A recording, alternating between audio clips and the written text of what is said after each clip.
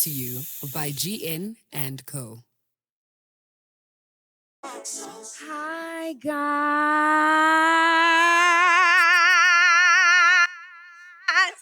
Okay, all right. Before getting into it, I'm obviously super excited, a little bit nervous, but nonetheless, I'm happy that you guys are here. Thank you for coming. You guys look so cute. I feel like with this episode, I'm just gonna act like I'm sending a long VN. I think it helps me get out of my head and focus on what it is that I have to say, rather than focusing on the fact that I have an audience. This is my second live podcasting show in Cape Town. So yeah, I'm getting into it, but I'm definitely still a bit nervous, but I know you guys will help me.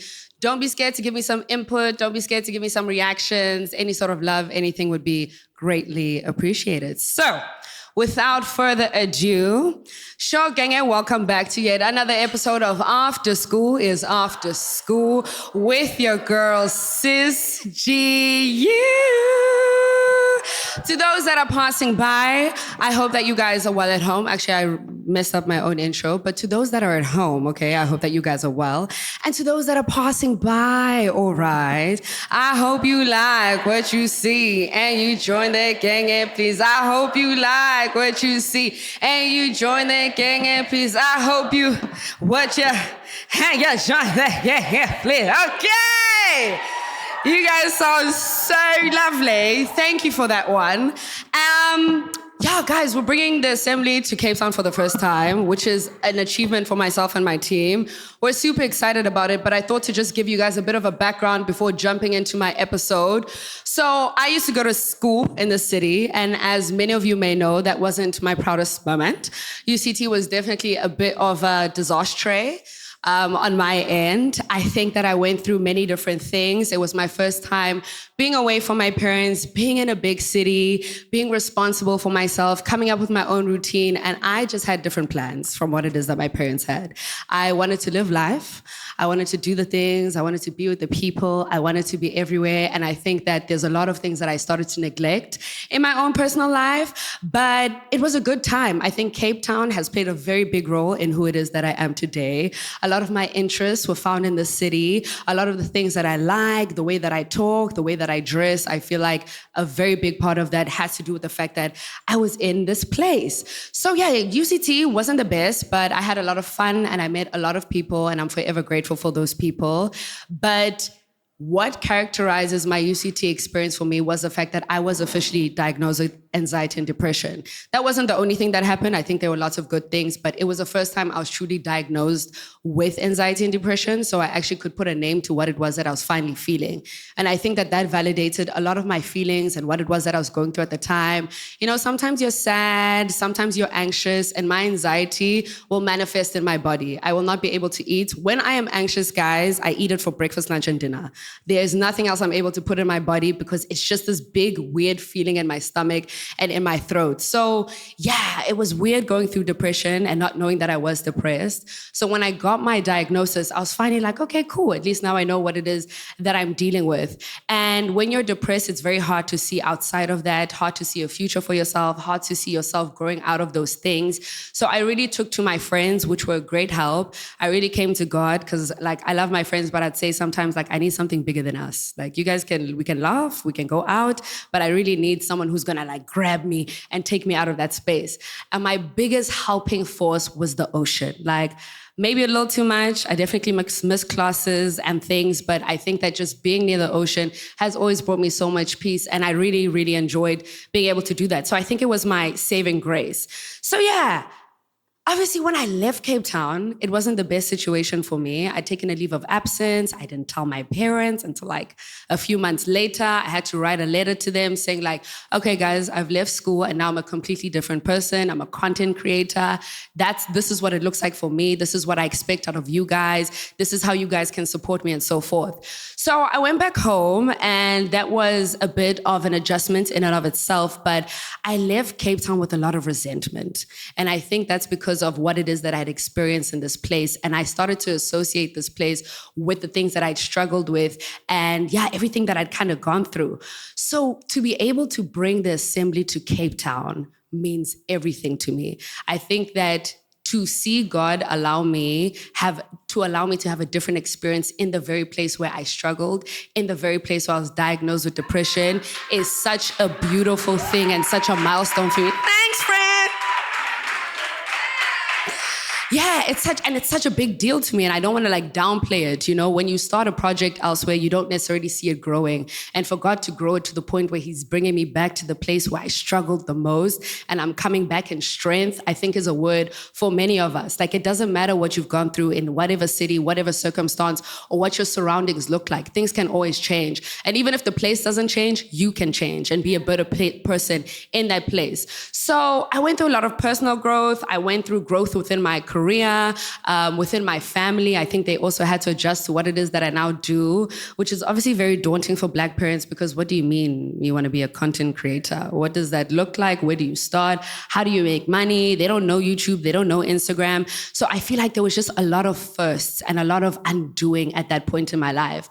So yeah, and now I'm at the point where they support me and they know that I'm in Cape Town for the show, which I'm forever grateful for.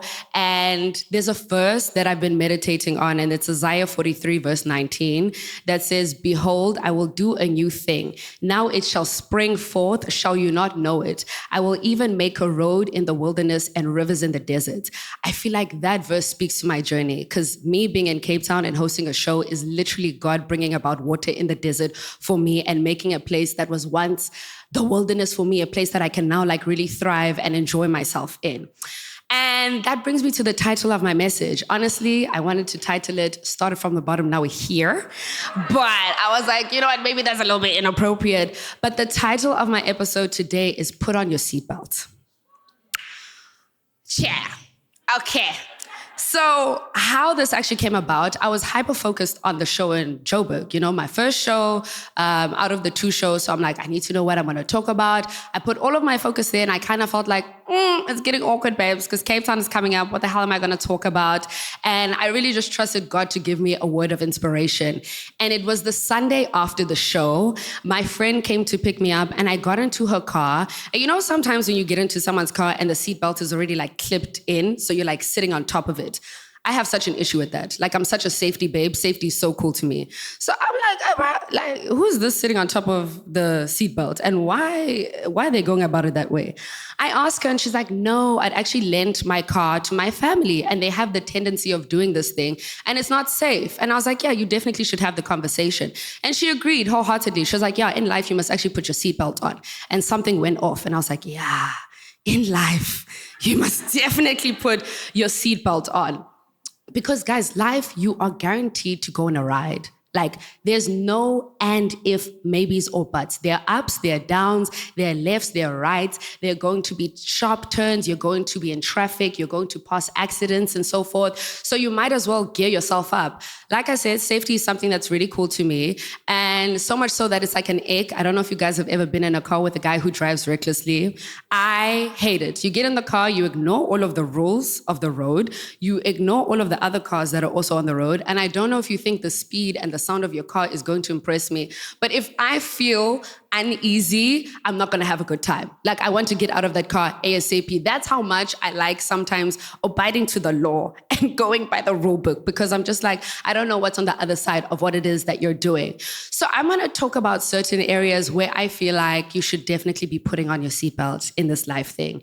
And the first area I'm going to talk about is definitely dating, especially if you date men. Put your seatbelt on. Put your seatbelt on right now. As soon as you enter the car, before you take off, before the first robot, put your seatbelt on. And I mean it in the instance of, I don't know, I feel like as women, sometimes it's so easy for us to lose ourselves in romantic relationships. And I really admire guys because they're about their business. Like, a bro can say like, yo, I want a shawty who cooks. I want a shawty who doesn't have Instagram. I want a girl who does all of these things. And he will find her, like, mainly because there is a woman who's meant to be that for him. But also because as women, I sometimes feel like we like to do this thing where we will change into what it is that someone wants for us to be, instead of being certain in who it is that we are and what it is that we bring to the table. And yeah, like, my guy friends don't struggle. They don't struggle, to be very frank. They're kind of like, this is what I want, and they always get it. And even if that girl isn't exactly that thing, best believe she will become it and she'll be the best at it. And I think that if someone is not for you for who you are and what you come with, then they're not supposed to be with you at all. Changing is only going to catch up with you in the long run. You would rather be in a space where you can be authentically yourself, have them see the good, the bad, the ugly, and know that if you are there for me, you're there for me and you love me and we're doing this right together. So yeah, as women, sometimes I feel like it's really easy to just lose yourself in a relationship. It's really easy to prioritize your relationship and to forget everything around you and everyone who was there before that person. And I know that in relationships, it's very easy to like find a lot of comfort with your partner. But the truth of the matter is that there's a community that you've built. And when you've built a community, it's really important that you continue to make them feel important, continue to pour into them. Because if that relationship does end, who are you going to be looking at, B? Who you gonna be texting? Who you gonna be calling? You know? So I think when you take care of your community whilst in a relationship, it really makes life that much easier in that if you are having a difficult time with your partner, if you do break up, you're not alone. Breakups suck. And I think that's one of the things that really characterized my UCT experience was that I was heartbroken to the core. And I think being sad in a city like Cape Town really plays on your mind because it's beautiful. There are mountains, there's the ocean, there's the winelands, the sun is shining. You kind of feel like this is not the place to be sad. And I think I was kind of going through this thing in my mind in that like, I am depressed, but I have every reason to be happy, but I'm still not happy. And it was acknowledging the fact that like, regardless of what my situation looks like, depression is a real thing, babes. No matter where you are, you could be in the Alps, bro. You could be skiing, you could be in Miami, you could be anywhere in the world. If you do not prioritize your mental health and yourself, you will definitely struggle and not be able to take care of yourself and like enjoy wherever you are. So yeah, and there's also something else that's been really pressing. I get DMs all the time, people talking about like, yo, Gugu, I'm dating someone, you know, like, and I'm a virgin. And he wants to have sex with me. And you know what? I think sex is important to some people, and there's nothing wrong with that. But I think that if you are someone who's choosing to not go down that road, that should be respected as well. You should not be with me because of the sexual activities. You should not be with me because of how it is that I look. You should be with me because you enjoy me as a person. And if you are going to have sex, guys, put on your seatbelt, wear a condom. Quick maths. Very simple.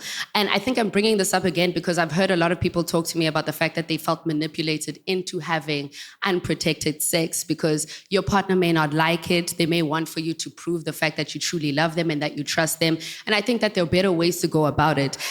Rubbish. And if you are going to be having unprotected sex, I think it's very important that you test and you scan for STDs. People often say to me like, yo, Gugu, STD tests are very expensive. That is the price you have to pay to have unprotected sex. And if you cannot do so, then you should not be engaging in it at all. Otherwise, tell him, be strong, my brother. We're going to put the seatbelt on in this regard, and we're going to strap up, which I think is really, really important. Another thing I think men do, and no shade to the men in the room, you know what I'm saying? I'm just talking about what I've heard and my own experiences. But men also vet women off of what it is that they look like. So yeah, I test. There it is. So it's, oh, you're cute. You're nice. You're nice.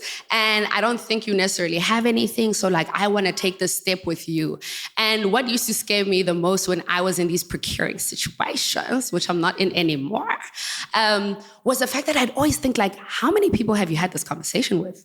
Like, how many girls have you said this with? Like, every fly shotty you see, it's like, oh, I know you're good. I know we're fine. So, yeah, I think it's something that you have to make the decision for yourself. Like, before you get in the situation, before someone tries to convince you, know what it is you stand for, know what you're comfortable with. And then obviously relay that message to your partner, and they're supposed to respect you and respect your decision. And if you are not wanting to do something that's important to them, that's also okay. Their feelings are valid as much as what yours are. I think then comes a really hard decision of maybe wanting to walk away because we can't meet each other halfway. But what I'm trying to say is that you should never put yourself in a procuring or dangerous situation to make someone happy because, like, guys, it's not cute out here.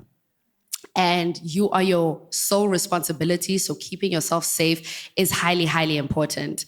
The next area I want to talk about putting your seatbelt on in is via your health. Guys, I know we're young. Life is nice. You're out all the time. You're not worried about what you're eating, what you're doing, what you're consuming. But what I've really come to realize is that there always has to be a balance. So as much as you're having fun, have fun, look hot, do all of those things. But your health is really important. And I think a scary fact is that we don't know how the things that we're doing now will affect us in the future. We're smoking every day, we're drinking and gumnande. We're doing all of these things, but we have no idea what that's going to affect us and what that will look like in our bodies in the next 40 years. And I think taking care of your body has a lot to do with your mental health as well. Like moving your body will bring you so much peace. Just the endorphins that come from that are important. So make sure you're active. Make sure you're taking to your passions, whatever it may be. And even if you feel like, the gym is a lot, guys, I promise you, just taking a walk, smelling fresh air, touching grass is such a beautiful thing for you to be able to do, and also to bring you back to reality. Sometimes the world swallows us up. I do this thing that when I am anxious or overwhelmed and I'm in my room, I will have to leave my room. I have to see the bigger world. I have to be reminded that I'm a small fish in a very big sea, that my problems are not as big as what I think they are, that there's so much life beyond me and so much life beyond what it is that I'm currently feeling. So have fun, but also just learn to take care of yourself and do the best that you can. Another area where I've decided to put the seatbelt on is preparation. Guys, if you suffer from anxiety, this is one of the best ways you can help yourself in that respect. At work, at school, whatever it is that you're doing, allow yourself to prepare. Give yourself an actual fighting chance. And I know anxiety is really weird because it's like you want to work, but you get anxious and then you don't work. And now because you haven't worked, you're now anxious again. And it's this like never-ending cycle. But I promise you, if you put your best foot forward and you do what it is that you can on that day, that makes a difference. Not each day will look the same. Your progress is never the same. So what it is that I'm able to do today may not be what I'm able to do tomorrow. My best today is not my best tomorrow. So just do what you can for that day to prepare for whatever it is that you're walking into, whatever class you have, whatever interview you have. Just allow for yourself to show up as your best version, as someone who has really put their best foot forward. And yeah, I think that'll allow for you to be less anxious. But the real crux of my message with putting your seatbelt on is to walk with God. And guys, life is crazy. Life is scary. I think that there's so many things that we're protected from on a daily that we do not see. So one of my things is that every morning now, I'm definitely a babes of affirmations. I try beat the devil before he tries and feeds me lies, so that by the time he comes, I'm literally like, well, I know you're lying. This is what God says I am. This is who he says I am. I know he has plans for me. I know that I'm good at what I do. I know that he is with me at all times. I know that he's prepared me to be in this space. And even if I don't feel prepared, I know that he will prepare me in advance to be there or prepare me alongside the journey. So yeah, guys, I think that prayer is just an important thing. And I think being able to have a bestie out of God, and I know that takes a lot of work. And sometimes, when people think about building a relationship with God, it's this thing that's very staunch. It's like we go to church, you pray in this kind of way. And I think what's really been able to help me is the fact that I see him, as much as he's a father, he's really a friend. And the same way you speak to your friends and update your friends is the same way I update him. And the feelings that you have, I share with him. Like I tussle with God. And I don't say that proudly, but I say that because there's sometimes when I'm very irritated. Like, why am I in this situation? Why did you let this happen? Why did you not do this for me? I fasted for 40 days and 40 nights, my G. Like, what do you mean that you have not heard me and that you have not brought this prayer to come about? And I think a very important part of your walk is being able to be honest about the fact that you aren't okay and that you have feelings and that you may feel disappointed. I know that they say that God never leaves us or forsakes us, but I'd be lying if I said that I've never felt forsaken. And even though that may not be the truth, I know that's how I felt in the moment. And I've let him know that I was by myself, sir. You say you were looking over me, you're watching out for me, but I didn't feel that in the moment. So yeah, I'm definitely a girly of affirmations. I'm definitely a girly of prayer. I cover myself and my family and my friends with the blood of Jesus every single day because I feel like nothing and no one can come against that. But more importantly, I started putting on the armor of God. And I've forgotten what the verse is, but basically the armor of God speaks about having girded your waist with the truth, having put on the breastplate of righteousness. For your feet, put on the gospel of peace. Pick up the shield of faith, put on the helmet of salvation, and pick up the sword of the Spirit, which is the word of God. So every day, guys, and I look ridiculous in my room, but I'm literally like, okay, cool, my belt is on, my breastplate is on, I've picked up my sword, my helmet is on. And I think just doing that allows for me to realize that I'm maybe more prepared for the world than what it is that I think I am. And that I'm also not alone, like in me doing these actions and putting on this like frigative armor, it's reminding me that I don't walk alone, even though it looks that way. You know, like we live in a physical world, and obviously when we speak about spirituality, it's very weird and daunting. It's like, I don't see you, bro. I've never seen you. But like to some extent, I felt you. And I think just being able to remind yourself constantly that like you don't walk alone is a really, really beautiful thing. And guys, when you're in this car and you're putting on your seatbelt, a car doesn't move without fuel. I think the Holy Spirit is your fuel. You need to be filled each and every day. Guys, if there's one thing I've learned about life is that the devil and the world is after your joy. It's always the small things that will put you off, that will tick you off, that will irritate you. It is the small inconveniences that will throw your focus off from what it is that you're meant to be doing in that day. And I've started to reclaim my joy. So like when something happens and it's irritating me, I have a moment, but it's not going to affect my day because my joy comes from the Lord personally. So whatever it is that you're bringing, whatever it is that you're doing, I'm going to have a moment, which is fair, but it's not going to stop whatever it is that I need to do for that day. And I think it also just allows for me to slow down and remember the bigger picture. Whatever instances you have in a day, guys, also one thing about the devil, he loves to irritate us via people. And I think that one hurts the most. And it irritates me the most because I'm naturally someone who doesn't like to have a lot of people around me. So when you're irritating me, for me, it's a very clear indication that you have access to me, one, and that you have some sort of power over me because I care for you in that way and I'm allowing for you to alter how it is that I'm feeling. So I think when you're aware of these things and you realize that like you've been called to be happy, joyful, you've been called to live a good life. You know what I'm saying? You've been called to be financially stable and successful. You've been called to be able to make friends. You've been called to be able to have a group of women that you see as sisters. You're not supposed to do this life thing alone. And I think sometimes there's so many things that happen that will alter that for us and make us want to do things alone, make us believe that we don't have a community, that we aren't good enough, that he isn't with us and so forth. So reclaim your joy in whatever ways. That boy who's not messaging you, who's irritating you, who's liking your story but not getting back to you, he's irritating you. He's on assignment from the devil. I'm joking. Not really, but like...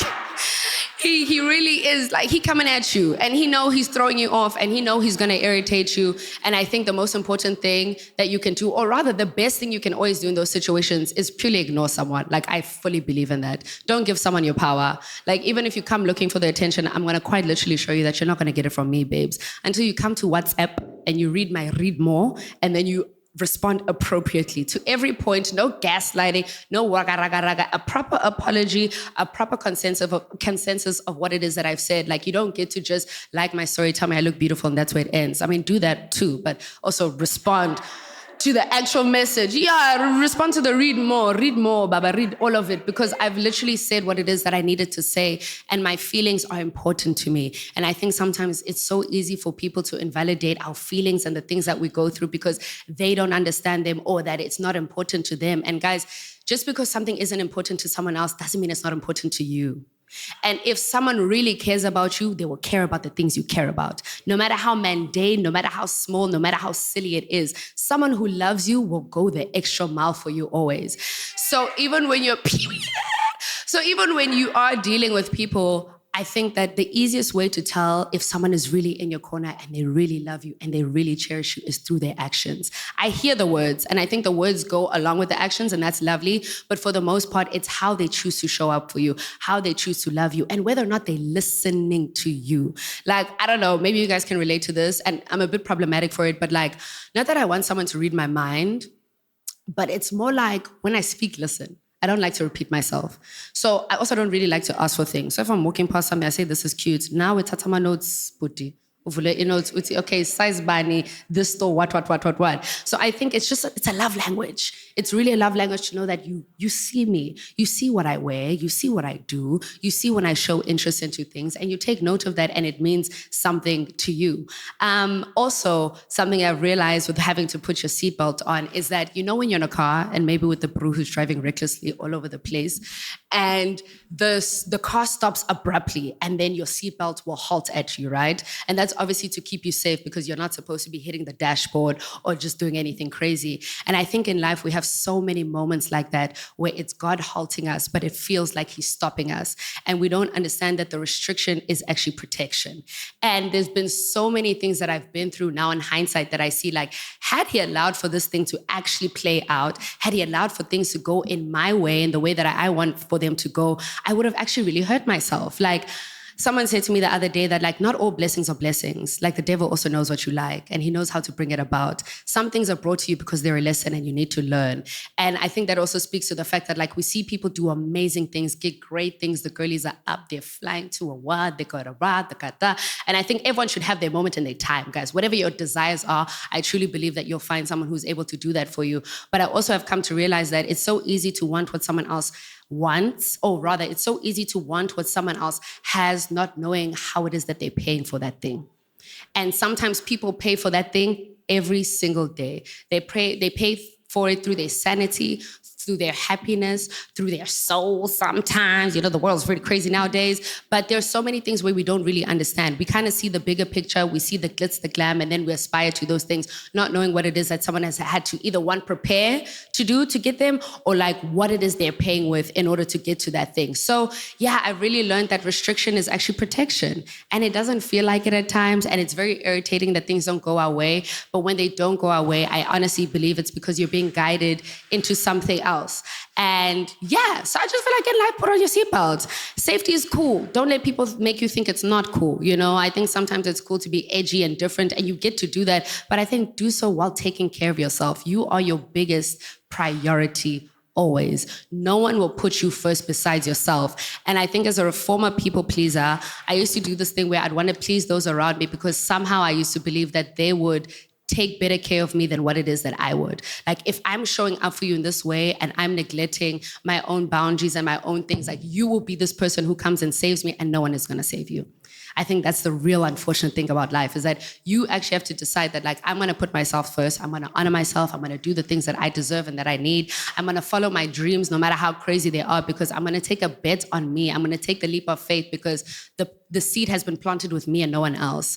And sometimes when God does plant a seed in you, you want to share it with everyone and you want everyone to understand, but it's not for everyone to understand. The seed was planted within you because it's purely for you. And he knows what's in the inside of you and he knows how it is that you're going to bring that about. So life is a long journey. It may not be easy, it may not always be fun, but just like when you're driving, sometimes you're driving through the raggedy part of the city, but you're gonna come out and see a mountain, you're gonna see an ocean. And we may not know where the destination is, and you may not know where you're going, but it's so important to enjoy the ride. I'm someone who's also very hyper-focused on the end goal. And recently I've just kind of realized that there truly is no end goal. You know, I may work towards the next project, but the real enjoyment is this. Like, I'm always nervous before going on stage, and I'm always like to my team, oh my God, I can't wait until it's over, until I leave the stage. But I've really come to realize that the beauty is the fact that I am on stage. Regardless of how long it's taken me, regardless of what it is that I've had to work through, or the things that I have decided that do not qualify me, it's the fact that they do. And you're going to make mistakes and you're not going to be the best person, but your mistakes do not define you. And regardless of those things, there's still a plan for your life. And I think that I'd wish someone had told me that, because when I was in a dark place, I couldn't see beyond that. And I think depression also really plays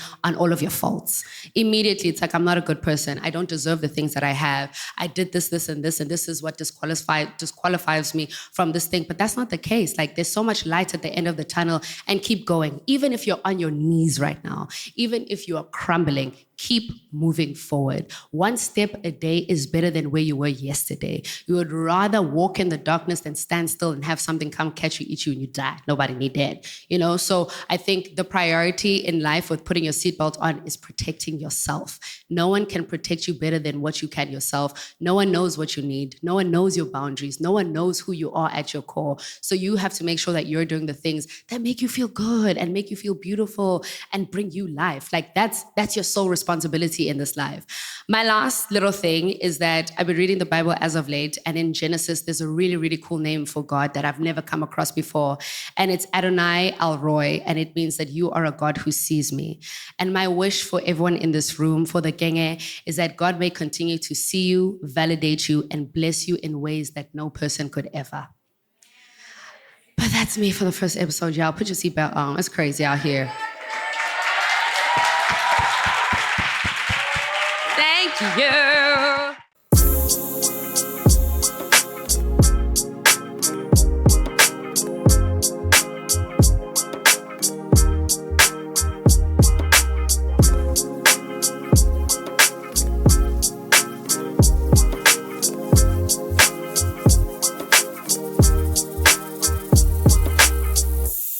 Brought to you by GN and Co.